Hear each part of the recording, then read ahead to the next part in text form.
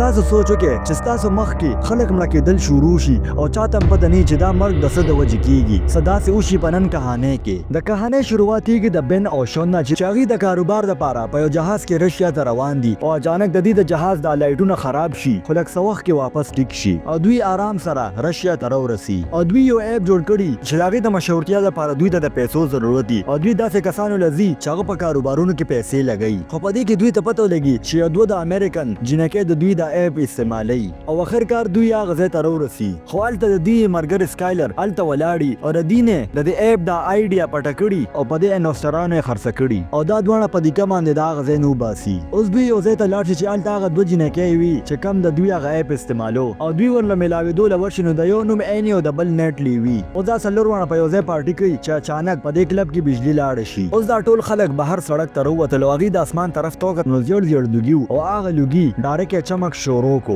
او هغې نه واړه واړه بالونه ځمکې طرف ته را روان دي او یو بال د شونډې طرف ته را روانو نو دلته دا ټول ډېر زیات ویریږي خو دا روشني لږ وخت پس غیبه شي خو دا رڼا لږه لږه ښکارېده نو دی کې دا پولیس دا ډنډه ور مخکې کي نو دا رڼا دا پولیس ځان طرف ته راکاږي او ایرې کوي او په لږ وخت کې دا روشنیانې په سوونو کسان ایره کي او چې دا وګوري نو د شون ګروپ د هغه ځای نه وتښتي او هغه رڼا زر دروازو کړکۍ ماتې کړي. اصل کې دا رڼا یو عجیبه مخلوق و چې هغوی ته د انسانانو نه بغیر بل څه شي سم نه ښکارېدو او زر دا رڼا خلک ځان طرف ته راکاږي او ایره کوي او په دې کې یو کس د اور یو ډیوه د رڼا طرف ته ورخطا کی نو دې سره هغه رڼا شاته لاړ شي او زر سکایلر ما کلب ته راورسېدو او زر د شون ګروپ په دغه سټور روم کې پټ شي او بهر هغه رڼا خلک یې ډېر بې رحمۍ سره قتلول او اچانک دوی ته دروازه ټکول شروع شي او نیټلی چې دا دروازه کلو کړي نو دا سکایلر او سکایلر هم دننه راشي او دوی دلته اوس د څو غنټو نه ناست دي خو دلته دوی سره خوراک هم موجود و نو دوی سره غم نو خو یو څو ورځې پس د دوی منځ کې بحث شي ولې چې خوراک هم ختمېدو واله و او دوی دلته د 5 ورځو نه وي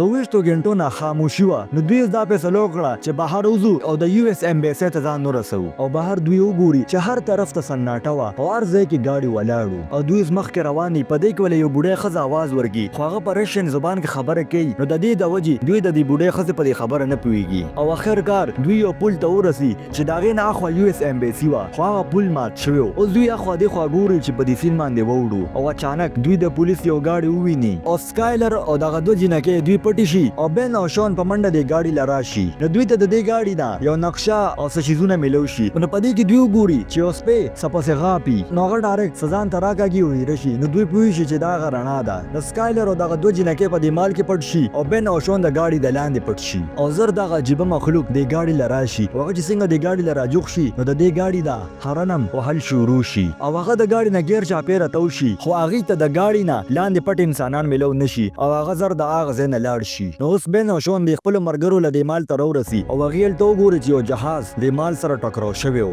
سکایلر ورته وایي چې موږ به دلته ایسار شو او موږ له به څوک د مدد دپاره راشي نو بن او شون ورته وایي که ځان ژوندي اوسېدل غواړو نو موږ به مخکې ځو. نو دوی دلته حساب ولګوي چې دا عجیبه مخلوق د دې نه غیر چاپېره بجلي ده او چې دا یو داسې ډیوایس له جوخ راشي چې هغه په بجلۍ چلي نو هغه په خپله ولګي نو هغې څه بلبونه غاړې ته واچي خو دغه عجیبه مخلوق زموږ خواله راځي نو موږ ته به پته لګي. نو اوس چې شون بهر وګوري نو دا لایټونه په خپله لګي نو هغه پوه شي چې دا عجیبه مخلوق دلته جوخ دی نو هغه د یارې د لاسه څه کولی نه شي او هغه عجیبه مخلوق د ده مخې ته تیر شي نو هغه عجیبه مخلوق هغه دکان ته دننه شي نو نیټلی د هغه ځای نه ونه تښتي نو شون یې ځان طرف ته راکاږي او ورته وایي چې ړکه ما او دا عجیبه مخلوق د دې مخې ته تیر شي. نو دلته شون پوه شي چې هغې د یو شیشې شاته ولاړو او د دې شیشې د وجې د دوی دا طاقت د شیشې نه بهر نه شي وتی نو هغې په څه چل باندې ځان د یو اس امبیسي ته راورسوي خو چې هلته هغې وګوري نو هغه بلډینګ پوره طریقې سره برباد شوي او په دروازو کې د دنیا ګولۍ هم پرتې وي او په دې کې سکایلر ته یو رایفل میلو شي نو سکایلر د رکوالۍ دپاره په دروازه ودرېږي او دا نور کسان د دننه د دې ځای تالاشۍ دپاره لاړ شي خو دا بلډینګ هم پوره خالي و او دوی یو کنټرول کمرې ته ورشي چې هلته دوی ته د دې هر څه باره کې معلومات میلو شي او د دې روشنۍ د حملې 3 منټه پورې په دې دنیا کې د دې باره کې خبرونه راتلل او په ډېرو ښارونو باندې قبضه مو شي او انسانانو سره د دې روشنۍ دپاره د مقابلې هتیار هم نو او دلته په دې پنجره کې یو ریډوم وي نو چې شون هغه ولګوي خو هغه په رشین زبان کې وي نو د دې د وجې دوی په دې نه پوهېږي او دوی چې بهر وګوري نو دغه روشنۍ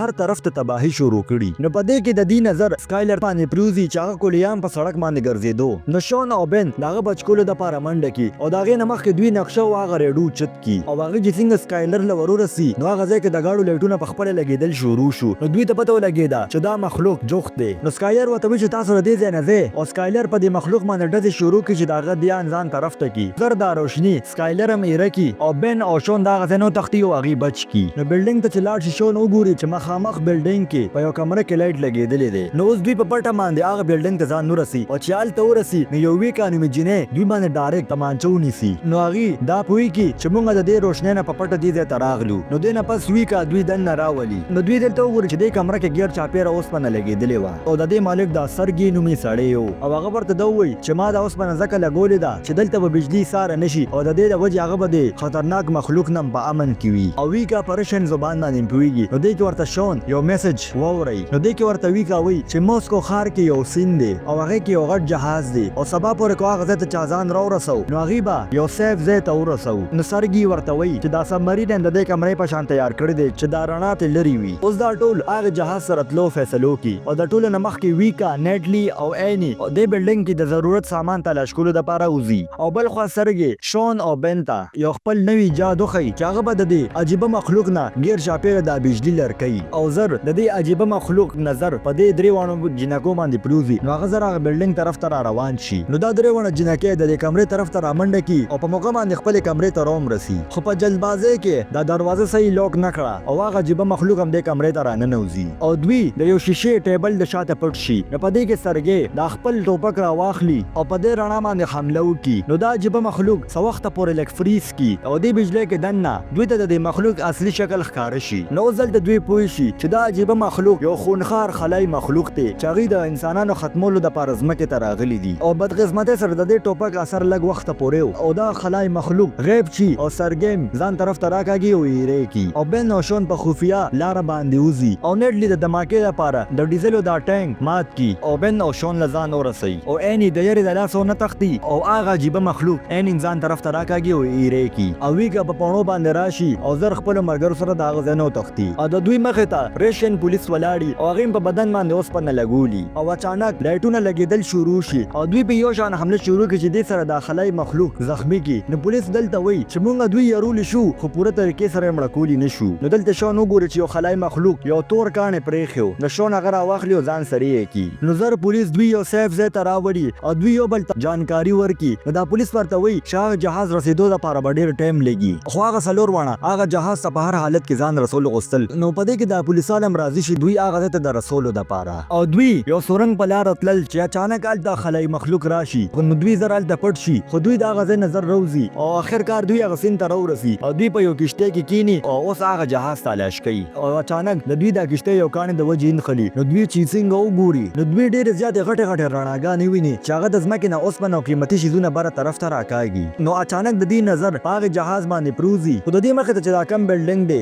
دا تهس نهس شي او په دې باندې راغورځېدل شروع شي او دې سره دا ټول د اوبو ته راپروزي خو دوی په څه چل باندې ځان دې جهاز ته په لامبو راورسوي نو دلته شون وګوري چې نیټلی غیبه ده او هغه د جهاز دا کیپټن ته وایي چې زموږ دپاره لږ انتظار وکړه چې موږ نیټلی راولو نو د جهاز دا کیپټن هم راضي شي او په خپله پولیس سره د نیټلی د تلاش دپاره وځي او په روانه کې دوی د خپل موبایل اخوا دېخوا خطا کړي چې دې سره موږ ته پته لګي چې هغه عجیبه مخلوق خوا کې دی او په لږ وخت کې دا موبایل لګېدل شروع شي او په دې کې شون هم ښکته پروزي خو هغه د دې ټوپک په مدد باندې دا خلای مخلوق لږ وخت دپاره فریز کی او دا پولیس په یو شان حمله شروع کړي چې دې سره دا خلای مخلوق مړ کی نو دې سره دې ته پته ولګي چې دا خلای مخلوق ګیر چاپېره د ځان دپاره د بجلۍ ډال جوړ کړي وي او اوس دوی ته پته ولګي چې دا خلای مخلوق ختمول ممکن شو او په دې کې نیټلی د دوی اواز ووري چې هغه په یو بس کې پټه وي او شون د هغې د بچکولو دپاره لاړ شي او دلته را پولیسان په ځمکه باندې اوبه پرېږدي چې د دې ټوپک اثر زیات شي خو دلته دا خلای مخلوق د دې اوبو نه یېرېدل نو اچانک ویکا راشي او هغه د اور دماکې شروع کی او دلته را پولیسان دغه ټوپک چلول شروع کی نو دلته د پولیس والا ته پته ولګي چې دلته درې ایلینو او یو زبردست حمله پیو کې چې دې سره دا درې واړه ختم کی او بل خوا شون ته نیټلی ملو شي خو اچانک دا بس روان شي او دوی ته پته ولګي چې دا خلای مخلوق په دې بس کې دی او چې څنګه شون دا ټوپک چلی نو هغه هم نشانه خطا شي نو دا خلای مخلوق د نیټلی د خپې نونیسي ځان طرف ته راکاږي نو ډایرکټ شون پې حمله وکړي او د دې خلای مخلوق د بجلۍ دا طاقت کم کی او په دې کې دا ایلین فری شي او شون ډایرکټ د خپل بیگ نه کاڼی روباسي او دا ایلین پیولي چې هغې سره یو زبردسته دماکه وشي